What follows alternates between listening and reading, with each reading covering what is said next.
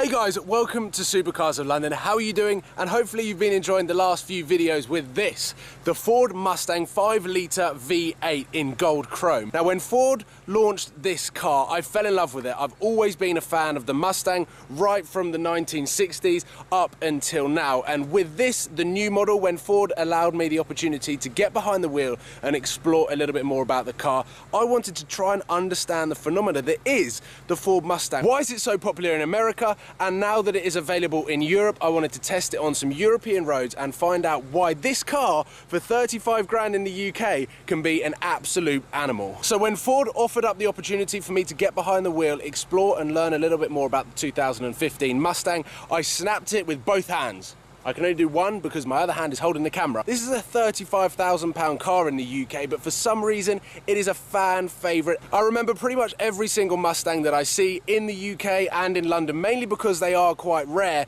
But now that they're available in Europe for the first time in 50 years, I wanted to jump behind the wheel and find out a little bit more about this beast. So to begin with, let's talk about how this adventure and journey came about. Ford have been incredible to me ever since I met up with them in North America for the Detroit Motor Show, when I saw the Shelby GT350R, the Ford GT, and all of the rest of the range, the new Ranger, Fiesta ST, all of those seriously cool cars. We actually took the Fiesta ST down to Monaco for the Formula One this year. And when they said about the Germany press drive, I said, I really, really want to be a part of it. And then 2 months down the line, they offer me this, the Ford Sweden Gold Chrome Mustang, originally in yellow, the 5-litre V8 manual, so it's a left-hand drive. So it's been quite an interesting morning getting to grips with changing gear with my right hand and actually using a clutch for once, because in both my Audi A1 and the Lamborghini Gallardo, it's just 2 pedals, semi-automatic and S-tronic. So this car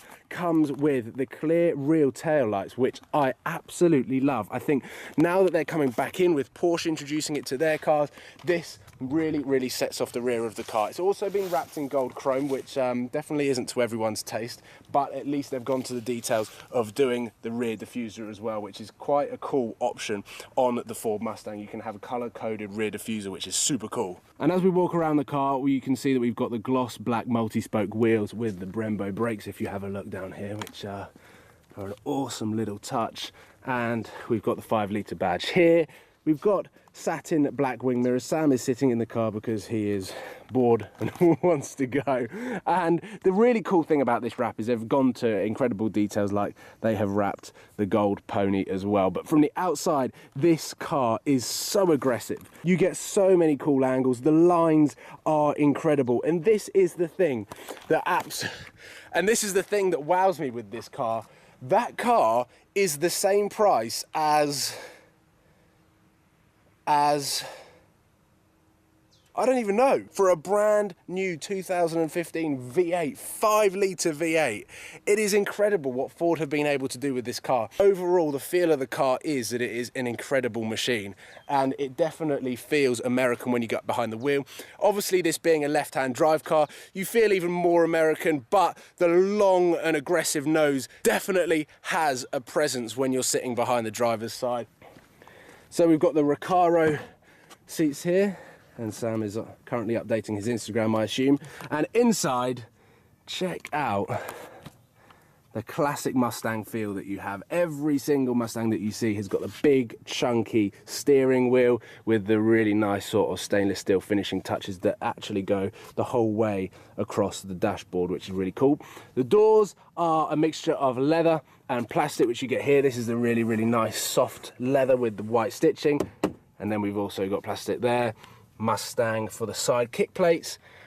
And then 3 pedals, which we rarely see nowadays. So it's pretty cool that Mustang offer this car as a manual. Let's start it up.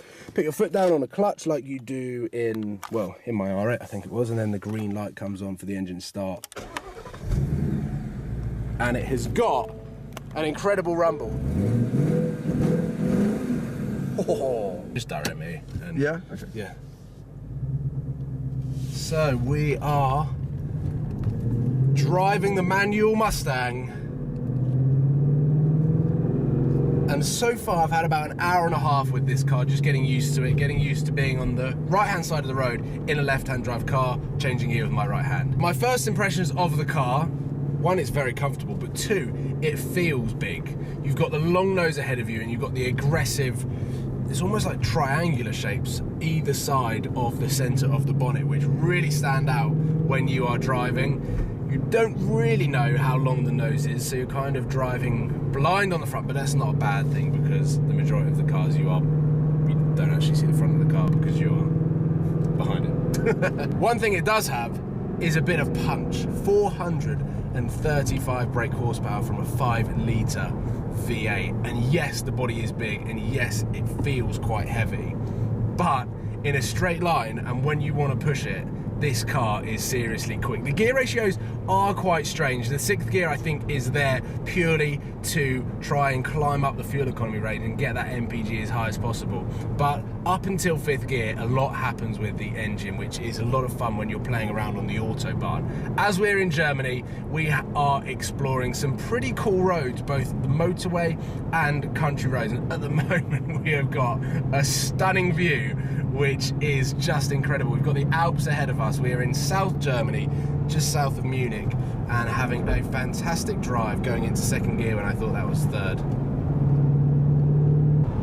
So this video is mainly to try and understand what is so special about the Mustang. Is it the looks? Is it the sound? Is it the engine? Or is it the overall package that Ford are able to create with this car? But how do they create such a good looking car with a massive engine at such a low price tag? I'm still getting to grips with this gearbox, which is quite clunky, but when you're pushing the car and you're doing quick gear changes as if you're in Fast and the Furious, then it does liven up a little bit, and it is a lot of fun to use. I wasn't a big fan of the R8 manual gearbox that I had, or manual cars in general. I think the way the automatic gearboxes are coming along now, it's a lot more enjoyable to have some paddles and play as though you're playing on the PlayStation. And maybe that's just my generation, and maybe it's just my age, and I just am a bit of a child. We've got steering modes, which come up on here. We've got steering feel. At the moment, I'm currently in Sport, which is a bit more direct. We also have comfort. I'm gonna put it in comfort and see what happens there. Okay, this becomes very, very sort of lethargic and quite city focused, I think. It's very light, and I'm just looking at where Sam is pointing so that we know where to go. I'm going to keep it in comfort and just try and work out the difference, because all day I've been driving it in sport mode.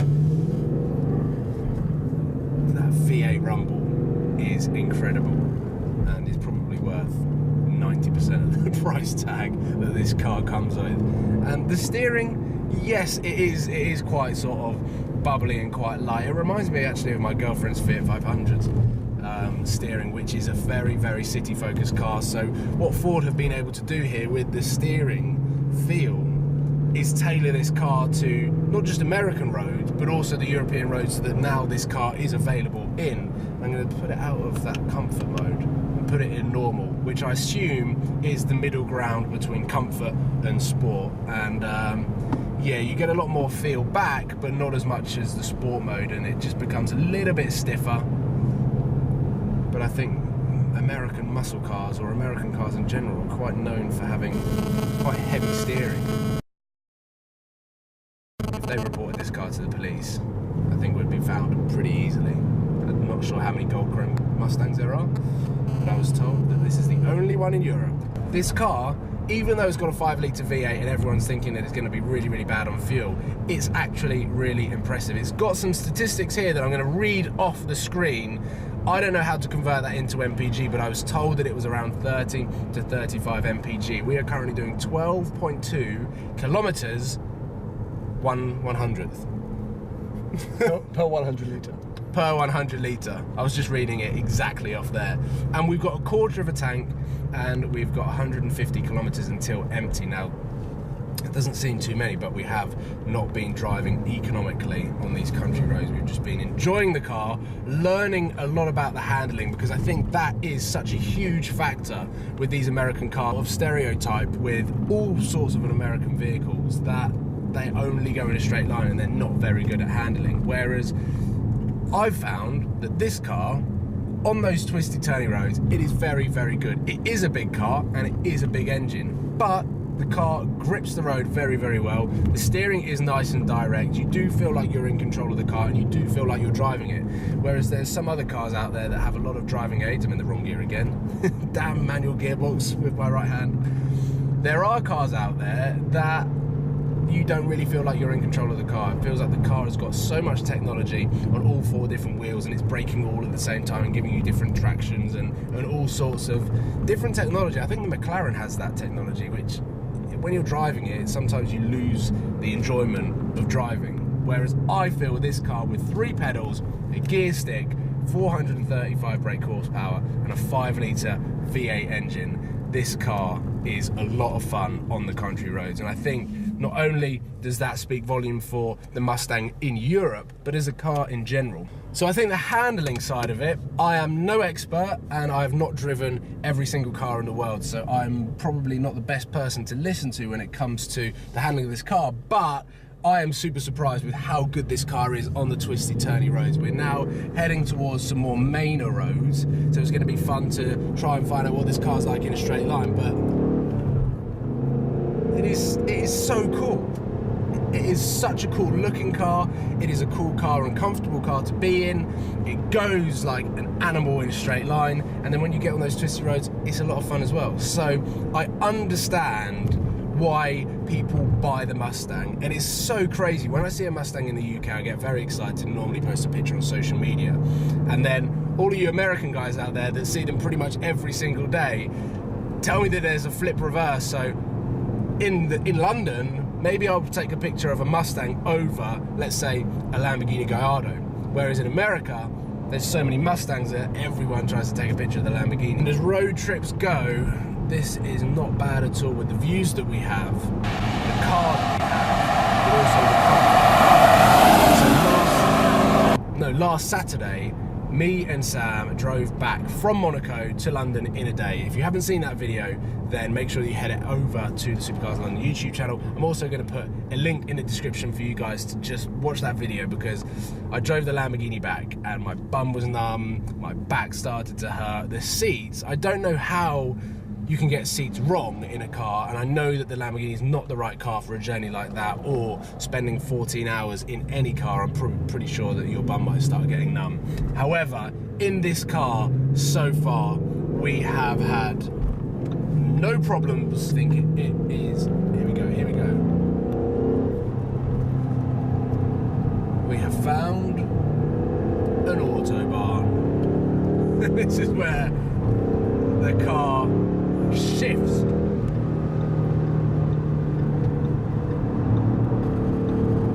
This is where the Mustang really excels. On the back of the car it says GT, so this is definitely a big GT car. I'm not reading the back, I'm just using it as an example. This car is an awesome GT. It's a cruiser. If you want to cover long motorway miles, this is such a good car for it. We've just got, like I mentioned, the comfy seats, but it's just effortless power. The suspension really sort of softens up. I'm in sport mode. I might put it into like comfort or something. Let's put everything into comfort and just cruise. I know that there is almost a year waiting list to pick up a right-hand drive Mustang in the UK, and it is just, it's mad, but it's also props to Ford, who are being able to see this opportunity to bring the Mustang to the Europe for the first time. What's that? Oh, I thought it was a Crow GT. What a view! I don't know whether you can what a see view that of the from mountains. Sorry, talk to that. Yeah, I was into the camera. That is the end of my time with this beast. I know that it was only a short trip, and hopefully I've done the car justice, and maybe we can try and answer what the phenomena is about the Mustang, because it is just an incredible car. Normally the likes of the Bugatti Veyron, the likes of the Koenigsegg and the Pagani Zondas, and all of those cars that everyone knows and everyone loves for being or changing the automotive industry in one way or another. The Mustang has been plodding along and everyone loves that brand, and Ford are continually creating awesome looking cars, awesome driving cars, at such an incredible price point that I just don't think other manufacturers are able to compete with the likes of this. So thank you for watching. Make sure that you head down into the description below to check out some of the links that I've left for you guys, whether that's the videos of the Mustang being built, seeing the Shelby GT350R launch for the first time, and the 2 vlogs of being out here in Munich. So thank you to Ford for allowing me to have this opportunity to get behind the wheel of this incredible machine, and I cannot wait until it comes to the UK in right-hand drive form for me to drive again.